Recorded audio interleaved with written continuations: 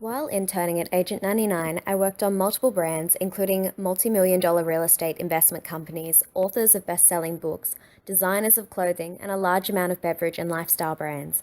However, while I could talk about these all day, I've selected the 5 brands that I spent the most time on. The account I probably spent the most time on was the Budrum Ginger Pride Rally, which was held in April of this year in the Melbourne CBD. This was an interesting account to work on because we weren't necessarily promoting a product, but rather promoting a cause, as the campaign was based on a story that ensured that at every touch point the audience was experiencing some form of relatable marketing. The second brand I focused on was William Grant & Sons, researching ambassadors for their World Whisky Day and publications for their Mother's Day gift guide, which featured an alcohol for each different type of mother.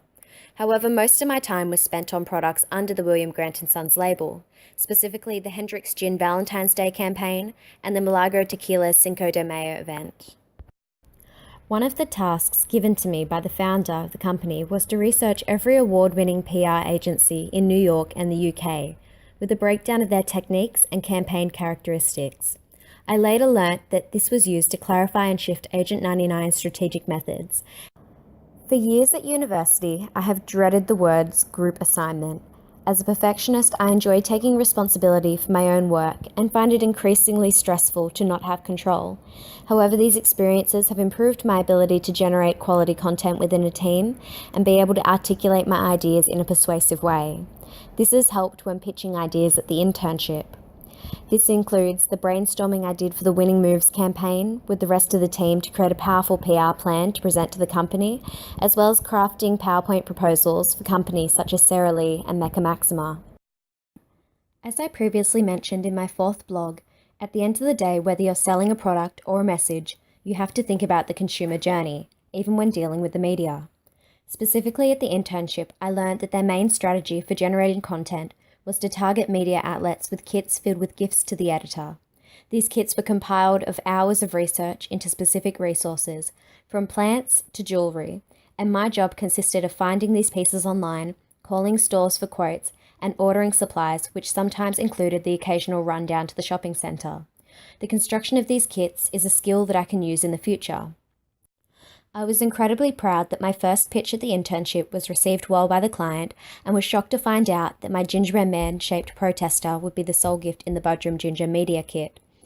It was like this experience was filling a gap in my physical knowledge of the industry that the university just simply couldn't provide. While we learn about the psychology of the customer, I've never been taught how to create a meaningful relationship with the media to get my content published.